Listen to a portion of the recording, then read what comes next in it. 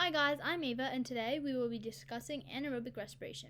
I made a previous video about aerobic respiration, so you can go check that out if you like. Let's get started.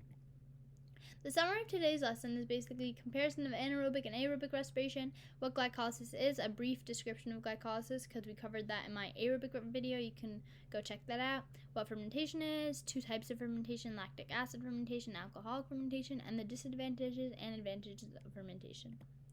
Basic comparison of anaerobic and aerobic respiration.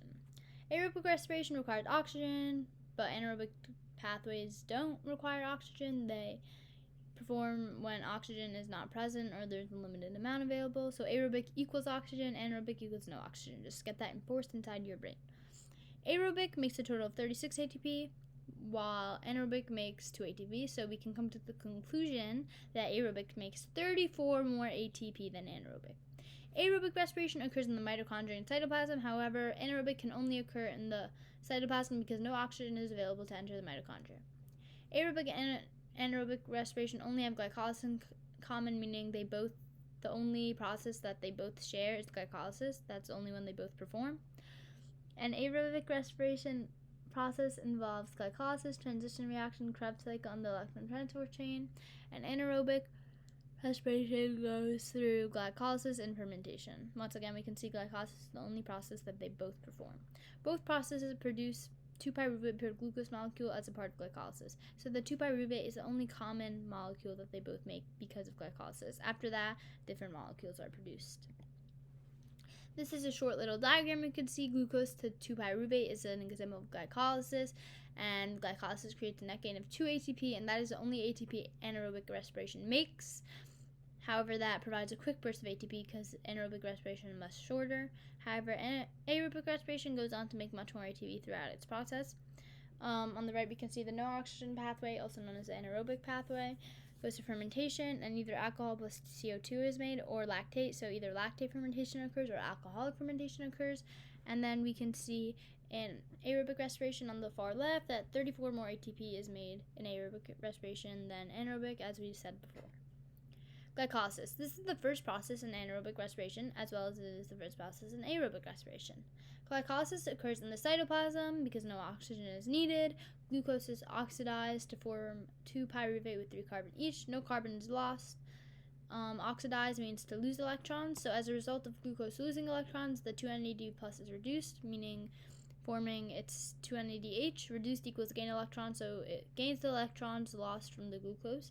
There's a net gain of 2 ATP during glycolysis and a gross gain of 4 ATP. I went into this in further depth in my aerobic respiration video, so feel free to check that out if you'd like. This is just a little glycolysis fit image. We can see that glycolysis starts with a glucose molecule with 6 carbon, and then this glucose is oxidized. As a result, the 2NAD plus is reduced, which forms 2NADH. I said this in a previous video, but 2NADH plus is an electron carrier. In glycolysis, glucose is broken down into 2-pyruvate with 3 carbon each, so no carbon is lost because if it starts with 6 carbon and then has 2 molecules with 3 carbon each, that means 6 carbon remains there, so no carbon is lost. After glycolysis, fermentation occurs rather than the transition reaction since no oxygen is available. If oxygen was available, it would be aerobic respiration and the transition reaction would occur, bringing the 2-pyruvate into the mitochondria. Since no oxygen is available, the 2-pyruvate cannot enter the mitochondria. Pyruvate from glycolysis is then metabolized to produce other molecules beside acetyl coenzyme A. What is fermentation? Fermentation includes glycolysis and the reduction of pyruvate. This evolved before aerobic respiration, and in fermentation, pyruvate is reduced into either lactate or alcohol and CO2. This is insufficient for large multicellular animals. However, it is sufficient enough for single-celled organisms. NADH passes its electrons to pyruvate instead of the ETC in fermentation, so pyruvate becomes reduced because NADH is becoming oxidized. So pyruvate acts as an electron acceptor, pyruvate becomes reduced. ETC equals electron transport chain. So there's no electron transport chain because this is anaerobic respiration, meaning there's no oxygen available for that. After NADH passes its electrons to the pyruvate, that means NADH is oxidized, it returns to NAD+. NAD+ then returns to glycolysis and continues to pick up more electrons. So let's talk about specifically alcoholic fermentation. Alcoholic fermentation is performed by yeast organisms. Pyruvate becomes reduced. It accepts electrons from NADH. The 2-NADH becomes oxidized. It returns to 2-NAD+. This results in 2-ethanol and 2-CO2, and below the pyruvate becomes reduced, it accepts electrons. The 2-acetaldehyde specifically acts as an electron acceptor in this process. So the 2-acetaldehyde collects the electrons from the 2-NADH once it's oxidized, and that allows the 2-NADH to regenerate into 2-NAD+, and then the NAD+ can return to glycolysis and repeat the process. So once again, the alcoholic fermentation results in 2-ethanol and 2-CO2. Alcohol is a waste product in this process, and the yeast organisms are important in baking and alcoholic beverage industry.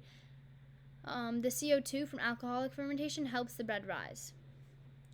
So once again, the 2-acetaldehyde acts as an electron acceptor in this process, allowing the 2-NAD+ to regenerate, return to its process, and then the product of alcoholic fermentation is 2-ethanol and 2-CO2, and yeast is important in the baking and alcoholic beverage industry.